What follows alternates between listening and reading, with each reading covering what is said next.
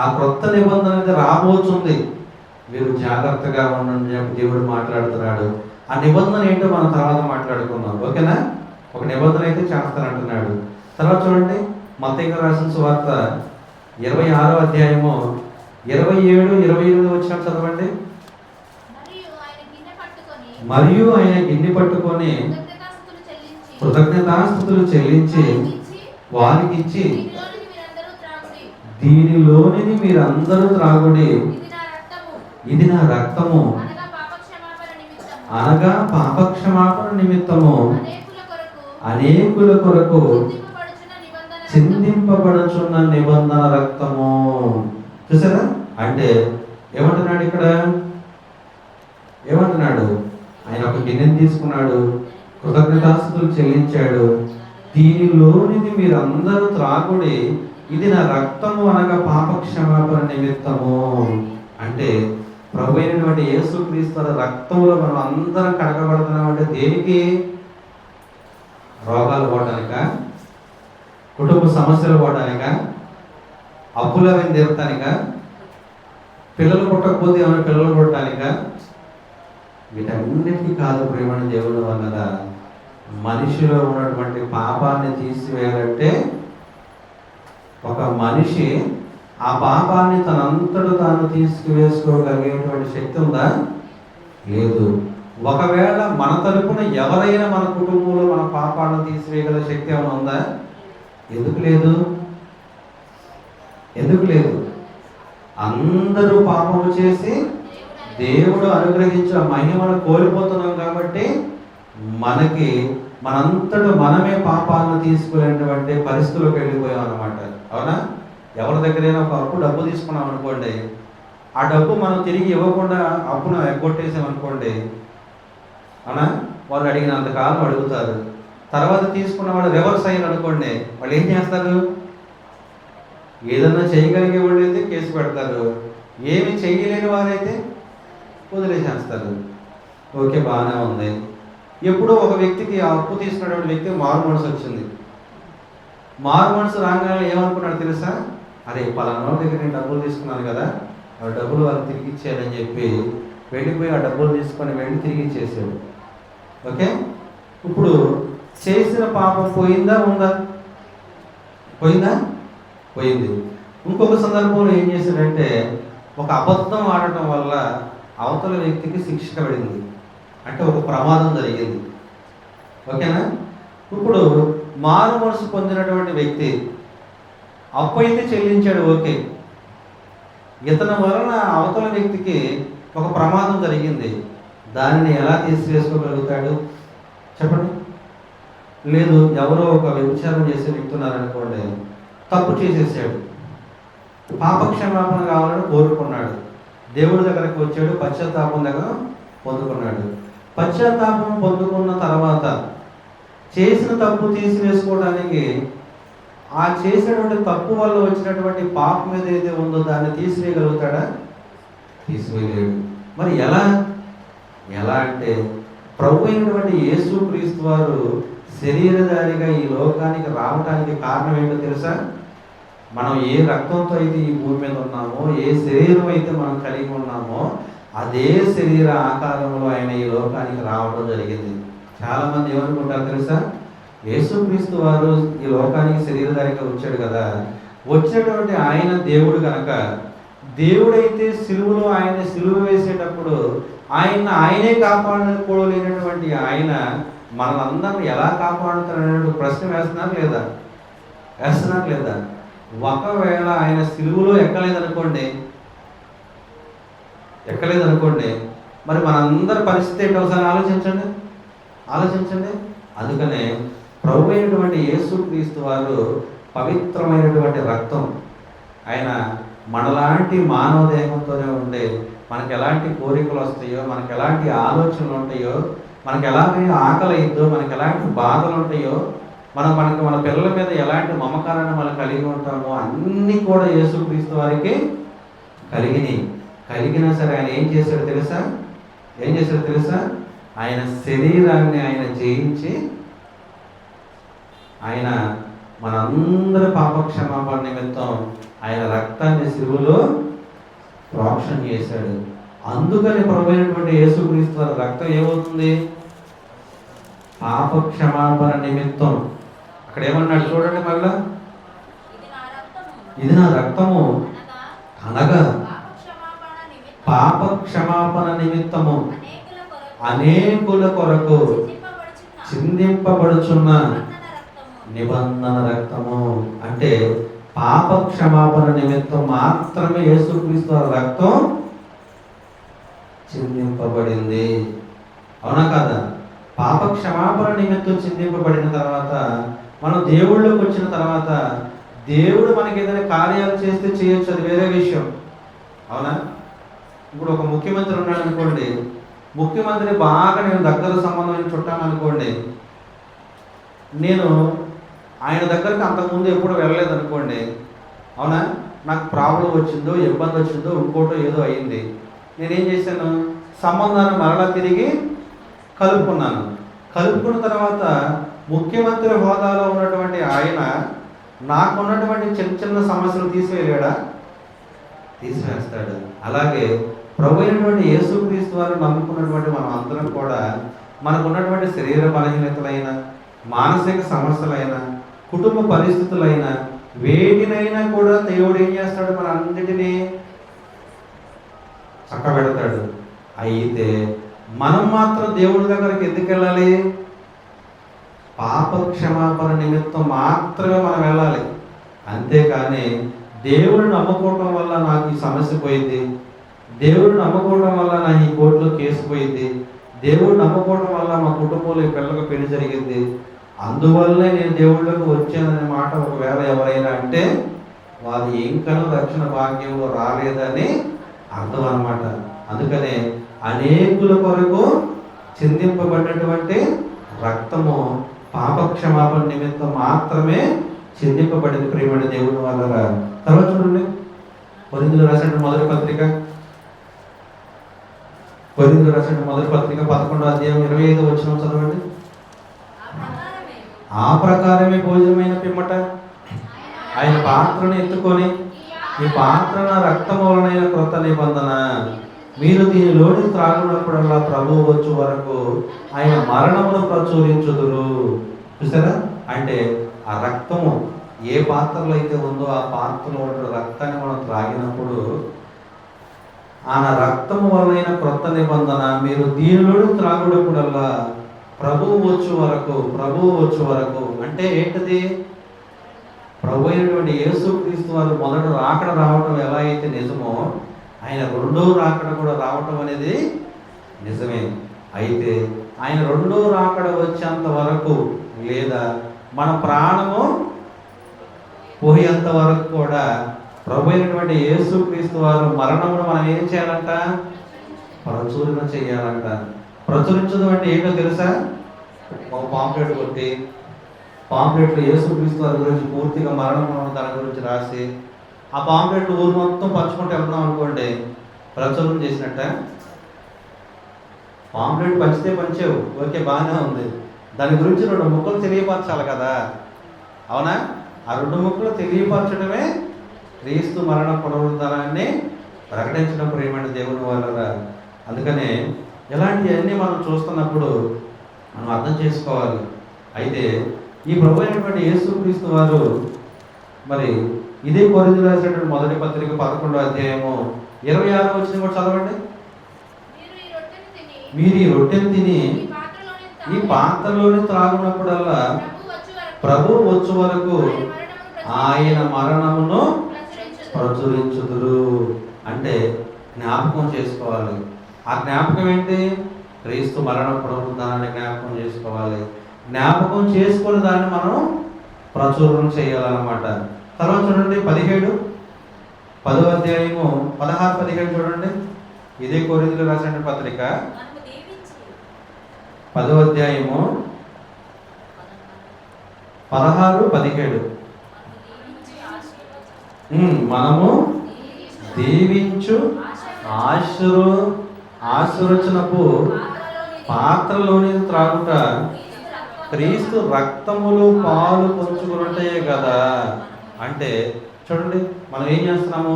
రొట్టెని తీసుకుంటున్నాం, ద్రాక్ష రసాన్ని తీసుకుంటున్నాం. మనం ఏం చేస్తున్నాం? ప్రార్థన చేస్తున్నామా లేదా? అయితే ప్రార్థన చేస్తున్నాం. ఓకే, చేసిన తర్వాత ఏం జరుగుతుంది? త్రాగుట క్రీస్తు రక్తములో పాలు పంచుకున్నట్టే కదా. మనము విరుచు రొట్టె తినుట క్రీస్తు శరీరములో పాలు పంచుకున్నట్టే కదా. మనమందరము ఆ ఒక్కటే రొట్టెలో పాలు పంచుకొనుచున్నాము. రొట్టె ఒక్కటే కనుక అనేకులమైన మనము ఒక్క శరీరమై ఉన్నాము. అంటే అనేకులైనటువంటి మనమంటే ఇక్కడ అందరూ ఒకే రకమైనటువంటి జాతి కలవరం ఉన్నాం కనుక ఓకే. కానీ అన్ని సంఘాల్లో అలా ఉంటారా? అనేకమైనటువంటి జాతుల్లో నుంచి వాళ్ళందరూ కూడా ఏం చేస్తారు? క్రీస్తుని నమ్ముకొని వస్తారనమాట. ఈ వచ్చినటువంటి వాళ్ళలో కూడా నేను గొప్ప అనేటువంటి విధానం ఉంటుందా? ఉండదా? ఉంటుంది. కాబట్టి ఇక్కడ ఏమంటున్నాడు తెలుసా? ఒకటే రొట్టె. ఆ ఒకటే రొట్టెలోది మనం అందరం విరుచుకొని తింటున్నాం కనుక మనం అందరం కూడా ఎలా ఉన్నాము? ఒక్క శరీరమై ఉన్నాము. ఆ శరీరానికి శిరస్సు ఎవరున్నారు? ప్రభు అయినటువంటి యేసుక్రీస్తు వారు ఉన్నారు. అవునా? ఇప్పుడు ఈ సంఘములో ఎవరైతే అనేకులు ఉన్నారో ఆ అనేకులు ఎవరో తెలుసా? ఉద్యోగస్తులు అవ్వచ్చు, పని చేసుకునే వాళ్ళు అవ్వచ్చు, బలహీనంగా ఉన్నవాళ్ళు అవ్వచ్చు, అంగవైకల్యంగా ఉన్నవాళ్ళు అవ్వచ్చు, లేదంటే అదర్ క్యాస్ట్లో చాలామంది పెద్ద కులాల నుంచి వచ్చి రక్షణ పొందిన వాళ్ళు అవ్వచ్చు. అవునా? చిన్న కులాలకు సంబంధించిన వాళ్ళు కూడా ఉండొచ్చు. అసలు కుల ప్రస్థానమే లేకుండా ఎక్కడో ఏదో పని చేసుకుని ఉండేవాళ్ళు కూడా చాలామంది ఉంటారు. వీళ్ళందరికీ కూడా దేవుడు ఏం చెప్తున్నాడు? ఆయన ఒకటే రొట్టె. ఆ ఒక్క రొట్టెలోనే మీరు అందరూ పిలుచుకొని తింటున్నారు కనుక మీరు అందరూ కూడా వేరు వేరు కాదు. ఈ శరీరంలో కన్ను ఎలాగో, ముక్కు ఎలాగో, చెవు ఎలాగో, అదవుతుందా? నోరు ఎలాగో, మరి ఈ నోరే కదా. కట్టి చూపు లేకపోతే మరి అన్నీ కూడా సవ్యంగా తినలేదు కదా. ఈ నోరు కంటే కన్నే విలువ ఎక్కువ అని మనం అనుకుంటామా? కళ్ళు రెండు లేకపోయినా నోరుతో తినొచ్చా లేదా? తినొచ్చా లేదా? ఒకవేళ నోరుండి కళ్ళు లేవనుకోండి, మనం ఏది పడితే తినగలుగుతామా? అలాగే సంఘములో అందరూ కలిసి ఉండాలి. దేవుడు వారికి ఇచ్చినటువంటి తలంతుల్లో వారు ఏం చేయాలి? దేవుళ్ళలో ఉపయోగించాలి. అప్పుడు మాత్రమే ఈ దేహంలో ఉన్నటువంటి అవయవాలన్నీ కూడా ఎలా అయితే పనిచేసి ఒక మనిషిని నిలబెడుతున్నాయో, అదవుతుందా? ఎలా నిలబడుతున్నాయో సంఘం అనేటువంటి శరీరంలో ఉన్నటువంటి అవయవ భాగాలుగా ఉన్నటువంటి మనం అందరం కూడా ఎవరి పనులు వాళ్ళు చేస్తేనే ఈ దేహం ఏ జబ్బు లేకుండా హాయిగా చక్కగా నడుస్తుంది. ఒకవేళ కిడ్నీ కనుక నేను పనిచేయని ఆగిపోతే ఏమవుతుంది? ముందు వచ్చేది కాటు వాపుడు, తర్వాత పొట్టపురం. అవునా కదా?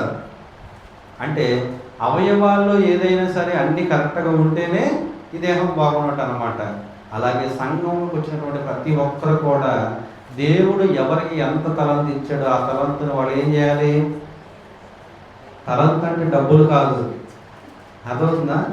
శక్తి కొలది. పాటలు పాడేవాళ్ళు ఉంటారు, వాక్యం చదివేవాళ్ళు ఉంటారు, వాక్య పరిచయం చేసేవాళ్ళు ఉంటారు, అట్లాగే ఊడ్చేవాళ్ళు ఉంటారు. అవునా? వంట వండేవాళ్ళు ఉంటారు. ఎవరికి వచ్చినటువంటి పని వాళ్ళు చేయాలన్నమాట. ఆ తర్వాత మనం ఆలోచించుకుంటే ప్రియమైన దేవుడు వల్ల ఈ వాక్యాన్ని బట్టి మనకి ఏమర్థమవుతుంది? మనం అందరం కూడా ఐక్యతగా ఉండాలని అర్థమవుతుంది అనమాట. తర్వాత చూడండి, ఇదే కొరింథీయులకు రాసిన మొదటి పత్రిక 11వ అధ్యాయము 27, 28, 29 చదవండి. కాబట్టి ఎవడును అయోగ్యముగా ప్రభు యొక్క రొట్టెను తినునో లేక ఆయన పాత్రలోని త్రాగునో వాడు ప్రభు యొక్క శరీరమును గూర్చి రక్తమును గూర్చి అపరాధి యగును. కాబట్టి ప్రతి మనుష్యుడు తను తాను పరీక్షించుకొనవలెను. అలాగూ చేసి ఆ రొట్టెను తిని ఆ పాత్రలోని త్రాగవలెను. ప్రభు శరీరం అని వివేచింపక తిని త్రాగువాడు తనకు శిక్షావిధి కలుగుటకే తిని త్రాగుచున్నాడు.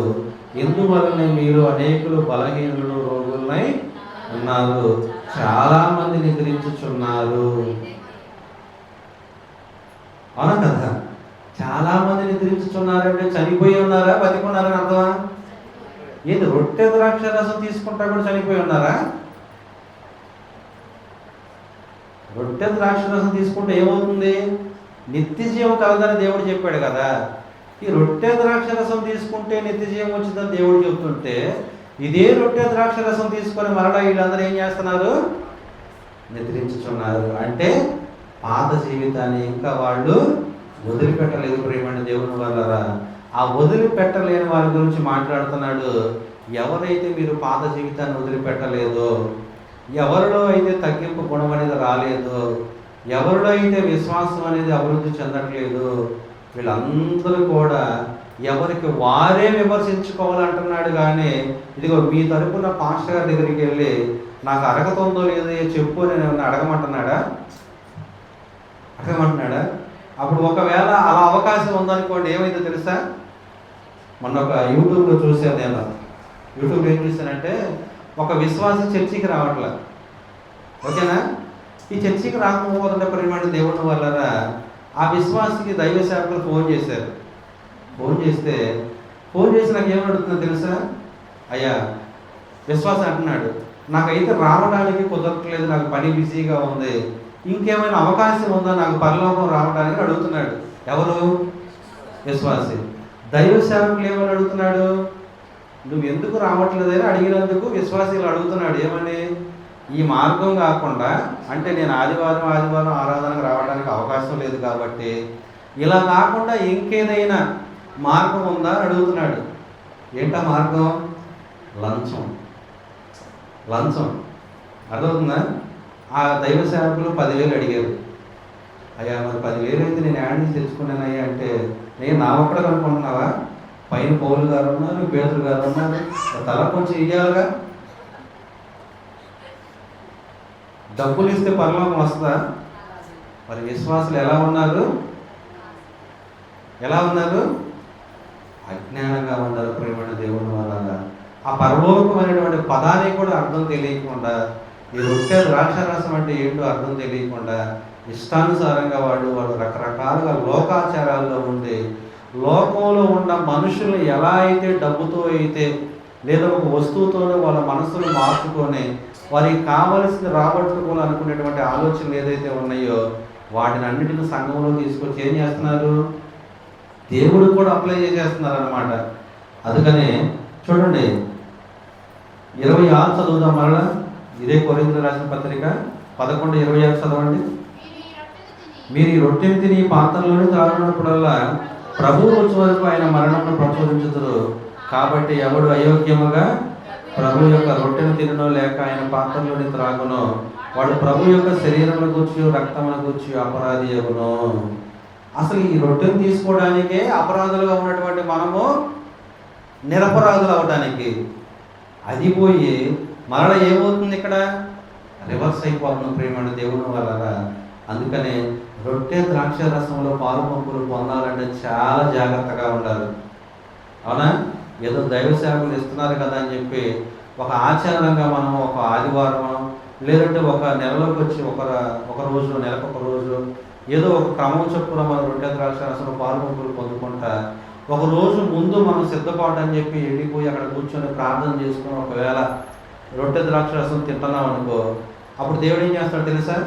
ఓకేనమ్మా, ఇప్పటి వరకు నువ్వు చేసిన తప్పులన్నిటిని నేను తీసేస్తున్నాను, రేపటి నుంచి నీ పరిస్థితి ఏంటో దాన్ని మాత్రం నేను ఏం చేస్తాను? లెక్కలో తీసుకొస్తాను అడుగుతున్నాడు. కానీ మనం ఏం చేస్తున్నాం? సిద్ధపాటు అనేది 365 రోజులు జీవిత కాలానికి సంబంధించిందా? ఒక్కరోజు సిద్ధపాటు కలిగి రొట్టె ద్రాక్ష రసంలో పాలు పంపులు పొందవలసిన దానికి సంబంధించిందా? 365 రోజులు మనం బ్రతికున్నంత కాలం మనం కన్ను తెరిసి, అంటే నిద్రపోతాం లేచామనుకోండి.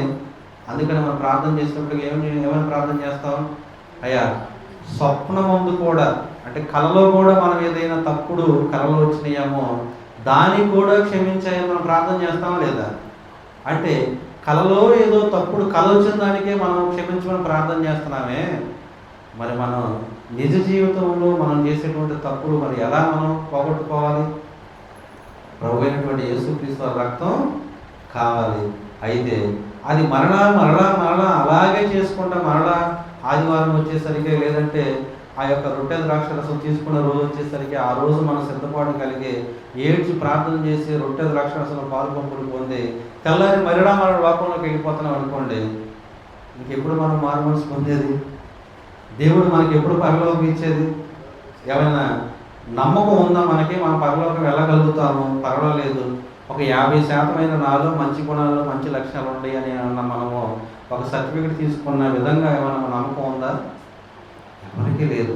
మరి మనం ఎందుకు ఈ యొక్క ఆదివారం గురువారం ఈ యొక్క మరి వాక్యాన్ని వినేది? మనం మనసు మార్చుకోవడానికే కదా. ఆలోచించండి. తర్వాత చూడండి ప్రియమైన దేవుడి వల్లరా, మత్తయి గారు రాసిన సువార్త 26వ అధ్యాయము, అది తర్వాత మనం మాట్లాడుకుందాం. ఫస్ట్ ఆది కాండానికి వెళ్దాం. ఎందుకంటే ఈ రొట్టె ద్రాక్ష రసం అనేది మనకు కొత్త నిబంధనలోనే కనపడింది. అవునా కాదా? అవునా? పాత నిబంధనలు ఎక్కడైనా ఉందా? ఎక్కడైనా ఉందా? ఆది కాండము 14వ అధ్యాయము 18 నుండి 20 వచనాలు చదవండి. మరియు షాలేము రాజైన మెల్కీసెదెకు రొట్టెను ద్రాక్షారసమును తీసుకుని వచ్చెను. అతడు సర్వోన్నతుడగు దేవుడికి యాజకుడు. చదవండి. అప్పుడు అతడు అబ్రహామును ఆశీర్వదించి ఆకాశమునకు భూమికి సృష్టికర్తయును సర్వోన్నతుడునైన దేవుని వలన అబ్రహాము ఆశీర్వదింపబడుగాక అనియు నీ శత్రువులను నీ చేతికి అప్పగించిన సర్వోన్నతులకు దేవుడు స్తుతింపబడుగాక అనియు చెప్పాను. అప్పుడు అతడు అన్నిటిలో అతనికి 10వ వంతు ఇచ్చాను. ఇక్కడ మనము అబ్రహాం గారికి ఎవరు వచ్చారు? ఆయన గారి దగ్గరికి దేవుని యాజకుడు వచ్చాడు. ఆ యాజకుడు అనేటువంటి పేరు ఏమని ఉంది అక్కడ? మెల్కీసెదెకు. తర్వాత ఈ మెల్కీసెదెకు అనేటువంటి ఎవరనేది ఒక పాఠం ఉంది. అంటే ఆ మెల్కీసెదెకు, ఆయన దగ్గరకు వచ్చినటువంటి మెల్కీసెదెకు అనేటువంటి ఆయన ఈ రొట్టె ద్రాక్ష రసాన్ని తీసుకొచ్చినటువంటి ఆయన ఎవరు అనేటువంటి ఒక పాఠం ఉంది. తర్వాత మనం మాట్లాడుకుందాం. అయితే ఈ అబ్రహాం గారు ఆ రొట్టె ద్రాక్ష రసాన్ని తీసుకున్నాడా లేదా? అప్పటికి యేసుక్రీస్తు వారు చనిపోయాడా? చనిపోలేదు. ఆయనకి ఈయనకి మధ్యన చాలా కాలం ఉంది. అయితే పాత నిబంధనలో కూడా అబ్రహాం గారి దగ్గరికి మెల్కీసెదెకు అనేటువంటి ఒక ఆయన వచ్చి దేవుని యాజకుడిగా ఆయన వచ్చి ఆయన ఏం చేశాడు? రొట్టెను ద్రాక్ష రసాన్ని ఇచ్చాడు. అవునా? అయితే ఆ రొట్టె ద్రాక్ష రసానికి దేనికి సాదృశ్యం అనుకున్నాం మనం ఇక్కడ? ప్రభు యొక్క శరీరానికి రక్తానికి సాదృశ్యం అనుకున్నాం. ఓకేనా? అయితే అదే రక్తానికి అదే శరీరానికి సాదృశ్యమైనటువంటి ఆ రొట్టె ఆ ద్రాక్ష రసం అనేది ఆ రోజు ఆయన తీసుకున్నాడు. అదవుతుందా?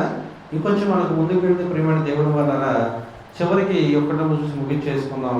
నిర్గమకాండము 12వ అధ్యాయము. నిర్గమకాండము 12వ అధ్యాయము. ఆ అధ్యాయం మొత్తం మనం చదువుకొని ముగించేసుకుందాం.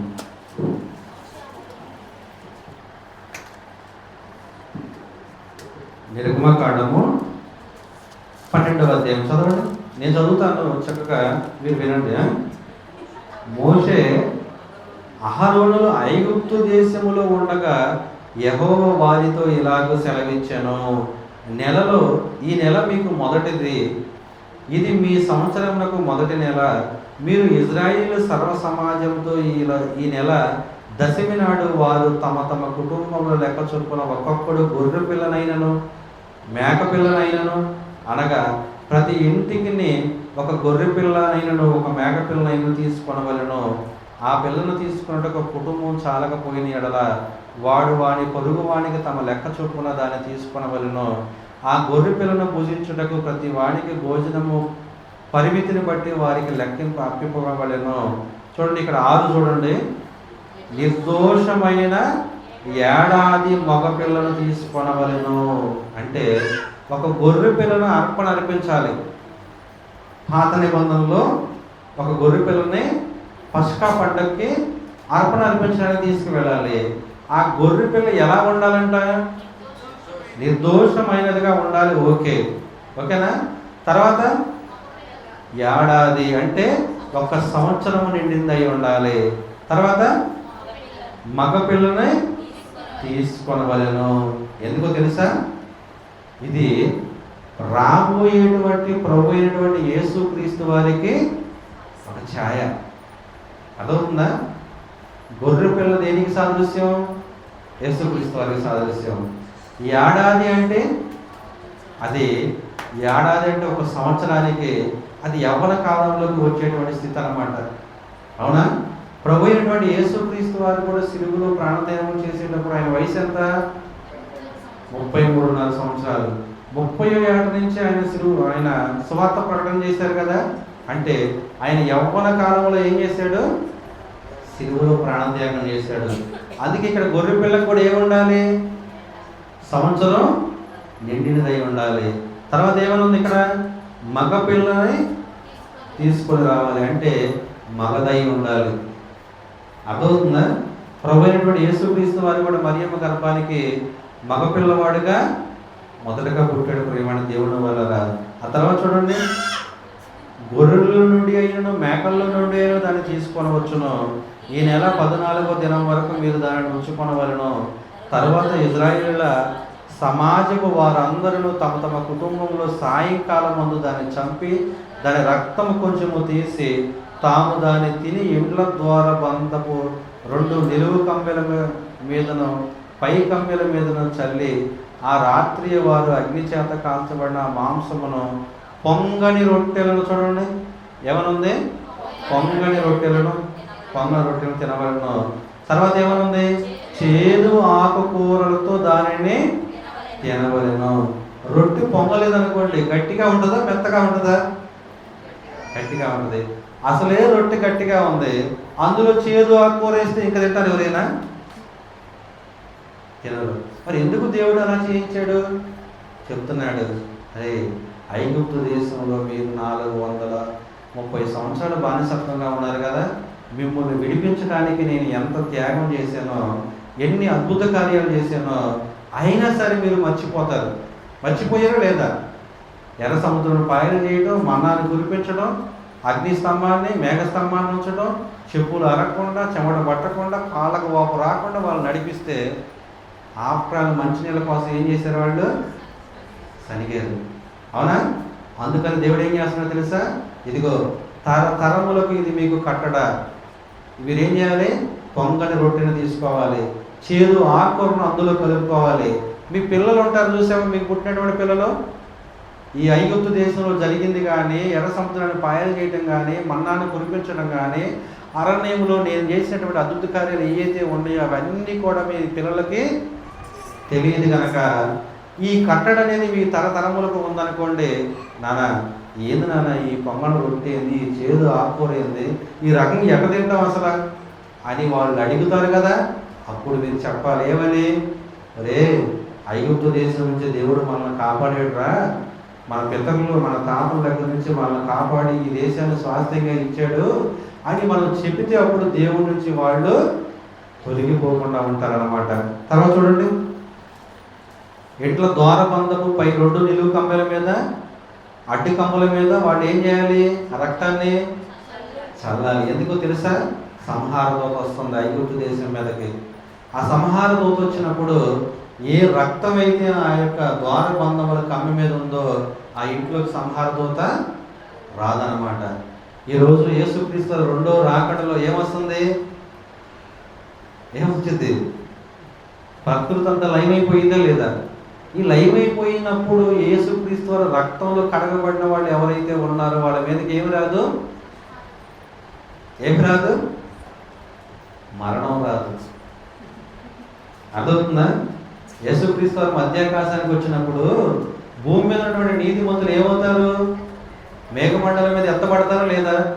యేసుక్రీస్తుని ఎదుర్కోవడానికి వెళతారా లేదా? అవునా లేదా? ఆ రక్తం అనేది నిబంధనకు గుర్తు అన్నమాట. ఎవరైతే ఆ రక్తంలో కడగబడతారో ఏమవుతున్నప్పుడు వారి మీదకి మరణం రాదు. ప్రియమైన దేవుని వల్ల. తర్వాత చూడండి 9, దాని తలను దాని కాళ్ళను దాని అంతరములను అగ్నితో కాల్చి తినవలను. దానిలో ఉడికినది వనకనిదైనను నీళ్ళతో వండినదైనను తినకూడదు. ఉదయకాలం వరకు దానిలో ఏది మిగిలింపకూడదు.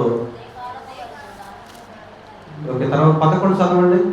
11, మీరు దానిని తినవలసిన విధమేదనగా మీరు నడుము కట్టుకొని మీ చెప్పులు తొడుక్కొని మీ కర్రలు చేత పట్టుకొని త్వరపడుచు దానిని తినవలను, అది యెహోవాకు పస్కా బలి. ఏం చేయాలి? నడుముకి కట్టుకోవాలి, చెప్పులు తొడుక్కొని మీ కర్రలు చేత పట్టుకొని త్వరపడుచు తినవలను. ఇది అర్థమవుతుందా? అంటే ఈ తినేదానికి కూడా ఒక క్రమం ఉంటే, ఇన్ని క్రమాలు ఉన్నప్పుడు ఎవరైనా అడుగుతారా లేదా? మనమైతే ఏం చేస్తాం? చక్కగా డైనింగ్ టేబుల్ దగ్గర కూర్చొని హాయిగా తింటాం. లేదంటే అవసరమైతే ఇంట్లో ఏసీ వేసుకొని మంచం మీద కూర్చొని అయినా తింటా ఉంటాం. కానీ ఇక్కడ ఎలా తినాలి? పండగ రోజు, పస్కా పండగ రోజు, మన ఇంట్లో క్రిస్మస్ పండుగ జరుగుతుంది అనుకోండి, చేతికి నడుముకి గుడ్డ కట్టుకొని చెప్పులు కడుక్కొని కర్రెట్ చేత పట్టుకొని ఇక్కడ ఉన్నదాన్ని గబగబ తింటా ఉంటాం అనుకోండి, బాగుంటుందా? కానీ వాళ్ళని తిన్నారు ప్రేమండి దేవుని వల్లరా. ఎందుకంటే యేసుక్రీస్తు వారు చేసేటువంటి ఆ త్యాగాన్ని మనం జ్ఞాపకం చేసుకోవడం కోసం తరతరములకు యెహోవా దేవుడు వాళ్ళకి ఒక కట్టడి నియమించాడు అనమాట. ఆ తర్వాత చూడండి, ఆ రాత్రి నేను ఐగుప్తు దేశంలో సంచరించి ఐగుప్తు దేశమందరి మనుషుల్లో కానీ జంతువుల్లో కానీ తొలి సంతానం అంతయు సంహారం హతము చేసి ఐగుప్తు దేవతలందరికీ తీర్పు తీర్చేదను. అంటే ఇదంతా కూడా జరుగుతుందన్నమాట. తర్వాత చూడండి, తర్వాత 17 చదువుదాం. పులియని రొట్టెల పండుగలు మీరు ఆచరింపవలను. ఈ దినమందే నేను మీ సమూహములను ఐగుప్తు దేశము నుండి వెలుపలికి రప్పించి కనుక మీరు మీ తరతరములన్నిటిలో ఈ దినము ఆచరింపవలను. ఇది మీకు నిత్యమైన కట్టడిగా ఉండును. చూసారా? అంటే ప్రభు అయినటువంటి యేసుక్రీస్తు వారు మరియమ్మ గర్భాన వచ్చేంత వరకు, క్రొత్త నిబంధన రెడీ అయ్యేంత వరకు వీళ్ళకి నిత్యమైనటువంటి కట్టడిది. వాళ్ళు తరతరములకు మరలా. ఆ తర్వాత చూడండి, ఆ తర్వాత ఎక్కడ చదువుతామంటే 21. కాబట్టి మోషే ఇజ్రాయేలు పెద్దలందరినీ పిలిపించి వారితో ఇట్లనెను, మీరు మీ కుటుంబంలో చొప్పున మందలో నుండి పిల్లలు తీసుకొని పస్కా పశువును వధించుడి. మరియు హిస్సోపు కుంచి తీసుకొని పళ్ళెములను ఉన్న రక్తములు దానిని ముంచి ద్వారబంధపు పై కమ్మి 2 నిలువు కమ్ములకు పళ్ళెములు దాని రక్తమును తాకింపవలెను. అంటే అక్కడ ఏదైతే దేవుడు చెప్పిందంతా కూడా ఇక్కడ జరుగుతుంది ప్రియమైన దేవుడు వాళ్ళరా. ఇలా మనం ఆలోచించుకుంటూ పోతే ఇంకొంచెం ముందుకు వెళితే చూడండి,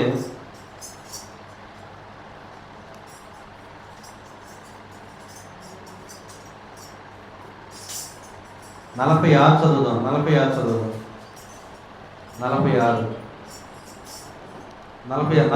నుంచి చదువుదాం. మరియు యెహోవా మోషే అహరోనుతో ఇట్లనెను, ఇది పస్కా పండుగకు కూర్చిన కట్టడ, అన్యుడును దానిని తినకూడదు. ఏమని అర్థమైంది? అన్యుడు ఎవడను అంటే ఇదిగో ఎవరైతే నమ్మి బాప్తీసం పొందుకున్న వాడు మాత్రమే రొట్టె ద్రాక్షరసంలో పాలు పువ్వులు పొందుతున్నారా? సంఘంలోకి వచ్చినటువంటి అందరూ తింటున్నారా? నమ్మి బాప్తీసం పొందుకున్నవాడు మాత్రమే తీసుకుంటున్నారన్నమాట. ఇక్కడ కూడా ఎవరు అన్యుడైనటువంటి ఎవరు కూడా తినకూడదు. వెండితో కొనబడిన దాసుడు సున్నతి పొందిన వాడైతే దానిని తినవచ్చు. అది తర్వాత విషయం. ఆ తర్వాత చూడండి 46, మీరు ఒక్క ఇంటిలోనే దానిని తినవలెను. దాని మాంసములో కొంచెమైనను ఇంటిలో నుండి బయటకు తీసుకొని పోకూడదు. దానిలో ఒక్క ఎముకైనను మీరు విరవకూడదు. అంటే ఎముక ఇరవకుండా ఏం చేయాలి? మాంసం మాత్రమే తినాలన్నమాట. అయితే ప్రభు అయినటువంటి యేసుక్రీస్తు వారి సిలువలో ప్రాణత్యాగం చేశాడా లేదా? ప్రాణత్యాగం చేసినప్పుడు యేసుక్రీస్తు వారు ఒక ఎముకైన విరవబడిందా? విరగొట్టబడలేదు.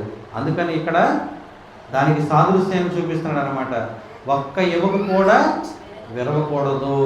అందుకనే సిలువ పైనటువంటి 2 దొంగలు ఉన్నారు కదా, 2 దొంగలు కాళ్ళు విరగొట్టారా లేదా? కానీ యేసుక్రీస్తు వారి దగ్గరికి వచ్చేసరికి ఆయన ఆల్రెడీ చనిపోయి ఉన్నాడనేటువంటి విషయాన్ని తెలిసి చనిపోయాడని చెప్పి నిర్ధారణ చేసుకోవడం కోసం బల్లెంతో పక్కలో పొడిచి నీరు వచ్చేసరికి ఈయన చనిపోయేటటువంటి విషయాన్ని నిర్ధారణ చేసుకొని ఆయన కాళ్ళని ఏమైంది, విరగొట్టబడలేదన్నమాట. దానికి ఇది ఏమవుతుంది, నిదర్శనం. అందుకనే ఒక్క ఎముకైనను మీరు విరగకూడదు, ఇజ్రాయేలీల సమర సమాజము ఈ పండుగ ఆచరింపవలెను. చూసారా, అంటే దేవుడు చెబుతున్నటువంటి ప్రతి విషయం కూడా రాబోయేటువంటి యేసుక్రీస్తు వారికి ఛాయ, సూచన. అవునా కాదా? అబ్రహాం గారు మరి కొడుకును బలి అర్పించడానికి వెళ్ళాడా లేదా? వెళ్ళినప్పుడు కత్తి ఎత్తంగానే స్వరం వచ్చేసింది, ఏమని? అబ్రహాము ఆగు అని. నువ్వు అర్పణ అర్పించినట్టే నీ విశ్వాసాన్ని నేను చూశాను అన్నాడు. ఓకే, బాగానే ఉంది. మరి అక్కడ ఎవరు అర్పింపబడ్డారు? గొర్రెపిల్ల. ఆ యొక్క పొదలో చిక్కుకునేటువంటి గొర్రెపిల్ల ఏదైతే ఉందో ఆ గొర్రెపిల్లను తీసుకొని ఆయన ఏం చేశాడు, అర్పణ అర్పించాడు. ఆ గొర్రెపిల్ల ఎవరు?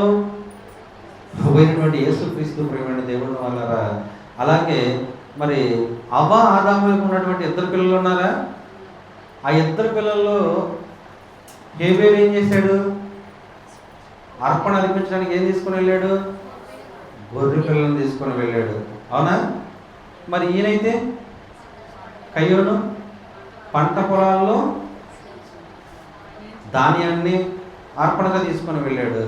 కానీ దేవుడు గొర్రె పిల్లను తీసుకొచ్చాడు కాబట్టి, క్రొవ్విని తీసుకొచ్చాడు కాబట్టి, అది ఆయనకి ఇష్టమైంది కాబట్టి అందుకని సేకరించాడు అనుకుంటున్నారా? కాదు. దేవుడు ఏం చేశాడంటే హృదయాన్ని చూశాడు. అంటే ఒక హృదయంలో నేను అర్పణ అర్పించాలి అనేటువంటి పూర్తిగా ఎవరికైతే దేవుడి మీద ప్రేమ ఉందో దానిని మాత్రమే చూశాడు. చూసి హేబేలు అర్పణ ఏమో అంగీకరించబడింది, కయ్యోను అర్పణ ఏమో త్రోసివేయబడింది, తిరస్కరించబడింది. ప్రియమైన దేవుని వల్లరా. అంటే ఈరోజు మనం ఏం నేర్చుకున్నాం? పాత నిబంధనలో ఇజ్రాయేలు ప్రజలకి దేవుడు చేయమన్నటువంటి పస్కా పండుగ ఏదైతే ఉందో ఆ పస్కా పండుగలో ఒక ఆచరణగా దేవుడు ఏదైతే చేయించాడో ఆ చేయించిన దానిలో తల్లికి మొదటిదై ఉండాలి, ఏడాది నిండిందై ఉండాలి, మగదై ఉండాలి. అవునా? అది మళ్ళా ఎముక విరవబడకూడదు. అలాగ పస్కా బలిగా దానిని అర్పించాలి. అవునా? నేర్చుకున్నాం. దీనికి సాదృశ్యంగా మనకి ఎవరు కనపడుతున్నారు? ప్రభు అయినటువంటి యేసుక్రీస్తు వారు కనపడుతున్నారు. ఓకే, అంటే మరలా మనము పాత నిబంధనలో రాసింది కదా అర్పణ అర్పించమని చెప్పి ఈరోజు మరలా మనం వెళ్ళి అర్పణ అర్పించడానికి కుదిరిద్దా? కుదరదు. ఎందుకని? ఏదైతే ఒక ఛాయను మనకు దేవుడు చూపించాడో ఆ ఛాయ ముందున్నటువంటి వెనకమాల ఉన్నటువంటి ఆ యేసుక్రీస్తు వారి ముందుకొచ్చి ఒక్కసారి అందరి పాపముల నిమిత్తం బలి అర్పణ అయ్యాడు కాబట్టి అందుకు ఇంకా బలియు అర్పణలో నువ్వు కోరలేదు కాబట్టి నాకు ఒక శరీరాన్ని అమర్చితివి, ఆ శరీరాన్ని సజీవ యాగంగా నీ కొరకు, ఇదిగో ఈ భూమి మీద ఉన్నటువంటి నీ పిల్లల కొరకు నేను అర్పణ అవుతున్నానని చెప్పి అర్పణ అర్పించాడు. కాబట్టి మరలా మనము అర్పణ అర్పించడానికి జంతువులను, గోవులను, పక్షులను తీసుకుని వెళ్ళటానికి లేదు ఇంకా. ఎందుకంటే వాటి ద్వారా పాపాలు పోవు. మరి పాత నిబంధనలో బలులు అర్పించమని దేవుడే చెప్పాడు కదా. మరి ఎందుకు పాపాలు తీసేసేటప్పుడు అంటే ఆ యొక్క ఏదైతే ఆయన క్వాలిఫికేషన్ చెప్పాడో రాబోయే మెస్ అయిన వాళ్ళు మనసులో ఉంచుకోవాలి. అర్పణ అర్పించేటప్పుడు ఏమని, ఇదిగో రాబోయేటువంటి యేసుక్రీస్తు వారు మా కొరకు సిలువలో ప్రాణత్యాగం చేస్తాడు, ఆయన ప్రాణాన్ని పెడతాడు, ఆయన రక్తాన్ని కాలుస్తాడు, దానికి సాదృశ్యంగా ఈ గొర్రె పిల్లలు మేము అర్పణ అర్పిస్తున్నామని ఎవరైతే హృదయంలో అనుకుంటారో వారికి మాత్రమే దేవుడు ఏం చేస్తున్నాడు? పాపక్షమాపణ కలగజేస్తున్నాడు. అంతేగాని గొర్రె పిల్లలను అర్పించడం తర్వాత ఆ గొర్రె పిల్ల వాళ్ళ పాపాలని తీసివేయలేదు. ఒక గువ్వను తీసుకెళ్ళిన తర్వాత ఆ గువ్వ వారి పాపాలని తీసివేయలేదు. కేవలం ప్రభు అయినటువంటి యేసుక్రీస్తు వారి రక్తం మాత్రమే మనుషుల పాపాలని తీసివేయగలదు. అది పాత నిబంధనలు అయితే విశ్వసించి ఆయనకి ఛాయగా ఒక గువ్వను, గొర్రె పిల్లను అర్పణ అర్పిస్తున్నాం. యేసుక్రీస్తు వారి కాలంలో ఈయనే మెస్సయ్యని ఎవరైతే నమ్మారో వాళ్ళకి దేవుడు పరలోకాన్ని ఇస్తున్నాడు. ఇప్పుడైతే మెస్సయ్య వచ్చాడు, సమాధి చేయబడ్డాడు, 3వ రోజున తిరిగి లేచాడు. రెండో రాకడలో మరలా నా కోసం రాబోతున్నాడు తీసుకువెళ్ళటానికి అని క్రీస్తు మరణ పునరుద్ధానాన్ని ఎవరైతే నమ్ముతున్నారో, ఎవరైతే దానిని ప్రకటిస్తున్నారో వారు మాత్రమే పరలోకానికి వెళతారు. అందుకనే ప్రభువా ప్రభువా అని పిలుచు ప్రతి వాడు నాకు పాత్రుడు కాదు, కానీ నా తండ్రి చిత్త ప్రకారము చేయువాడు మాత్రమే పరలోక రాజ్యానికి వాడు వారసుడు అవుతాడని చెప్తున్నాడు. ఇది అర్థమైంది కదా. తర్వాత ప్రేమడి దేవుని వాళ్ళరా, నెక్స్ట్ ఆదివారం మనం ఏం మాట్లాడుకోవాలి? యేసుక్రీస్తు వారి శరీరానికి సాదృశ్యమైన రొట్టెని ద్రాక్షరసాన్ని తీసుకుంటున్నప్పుడు మనం ఎలా తీసుకోవాలి? ఏ రోజు తీసుకోవాలి? నెలకొకసారా, వారానికి ఒకసారా, రోజున, సంవత్సరానికి ఒకసారా? ఎలా తీసుకోవాలి? ఈ విషయం మనం ఆదివారం మాట్లాడుకొని ఆదివారం సాయంత్రం మనం రొట్టె ద్రాక్ష రసంలో పాల్గొంటూ పొందుకున్నాం. నా మాటలు ముగిస్తున్నాం, ప్రార్థన చేసుకున్నాం. మహాగణుడు అయిన మా కన్న తండ్రి, మహోన్నతమైన ఈ నామమునకు స్తుతి చెల్లిస్తున్నాము. ఆయన మీ ప్రియ కుమారుడు, మా రక్షకుడు, మా ప్రభువైనటువంటి యేసుక్రీస్తు వారు ఆయన శరీరధారిగా ఈ లోకానికి వచ్చారు. వచ్చినటువంటి ఆయన మాకు మార్గదర్శిగా నిలబడ్డాడు తండ్రి. ఆయన స్వారూప్యంలోకి మేమందరం మారాలని తండ్రి మాకు మీరు అవకాశాన్ని కల్పిస్తున్నారు. ప్రతి గురువారం, ప్రతి ఆదివారం కొన్ని మీటింగ్స్లోనూ తండ్రి మరి మమ్మల్ని మీ వాక్యం ద్వారా తండ్రి పురుకొలుపుతూ మా జీవితాలను మార్చుకున్నట్టుకు మీరు మాకు ఇచ్చినటువంటి అవకాశాన్ని బట్టి మీకు వందనాలు తెలియజేసుకుంటున్నాం తండ్రి. ఈ లోకంలో నాయన మీ బ్రతికున్నప్పుడు మారు మనసు పొందితేనే తప్ప నాయన పరలోకం రాదని, నిత్య జీవానికి వెళతామని మీరు చదివించినారు తండ్రి. ప్రభువైనటువంటి యేసుక్రీస్తు వారు నేనే మార్గము, నేనే సత్యము, నేనే జీవము అని అన్నారు తండ్రి. అలాగే నాయన పరలోకం నుండి దిగి వచ్చినటువంటి ఆహారం నేనే అన్నాడు తండ్రి. ఆ ఆహారం అనేటువంటి ఏమిటో మేము ఆదివారం రోజు క్లుప్తంగా మాట్లాడుకోవడానికి సహాయం చేయమని ప్రాధాన్యపడుతున్నాం తండ్రి. మీ పిల్లలు మీ వాక్యం వించుండగా నాయన విన్న వాక్యాన్ని హృదయంలో భద్రపరుచుకుని తండ్రి వారి కుటుంబాలను చక్కబెట్టుకోవడానికి సహాయం చేయమని ప్రాధాన్యపడుతున్నాం తండ్రి. అలాగే నైనా వారు మారుమనసు పొందడానికి సహాయం చేయండి తండ్రి.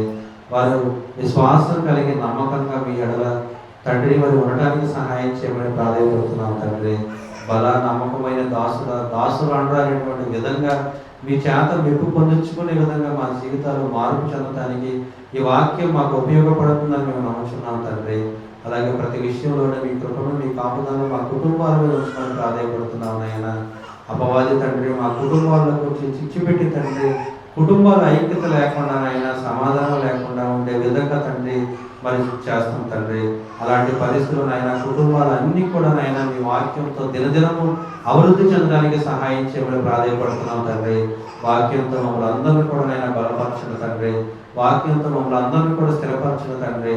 మాకున్నటువంటి అనారోగ్య పరిస్థితులైనా, మానసిక ఇబ్బందులైనా, శరీర సమస్యలైనా, ఎన్ని ప్రాబ్లమ్స్ అయినా కూడా తండ్రి మరి మీరు మమ్మల్ని ముట్టి స్వస్థపరుస్తారని, మా యొక్క జీవితాలు అన్నిటిని చక్కబెడతారని మేము చక్కగా నమ్ముతూ తండ్రి మీ మీద విశ్వాసంతో, నమ్మకంతో మా ప్రభువు, మా రక్షకుడైన యేసుక్రీస్తు వారి పుణ్యనామములో ఈ ప్రార్థన అడిగి వేడుకొంచు. మా పరిశుద్ధాత్మ దేవుడి సహాయంతో ఈ ప్రార్థన మీ పదాల చెంత పెడుతున్నాం మా పరమ తండ్రి. ఆమేన్. తండ్రి దేవుడిగా మీ ప్రేమనైనా మీ కుమారుడైనటువంటి యేసుక్రీస్తు వారి ప్రభు తండ్రి పరిశుద్ధాత్మ దేవుని యొక్క అన్యోన్య సహవాసము సకల పరిశుద్ధులు అందరికీ తోడేయండి నడిపించును గాక. ఆమేన్. అందరికీ వందనాలు.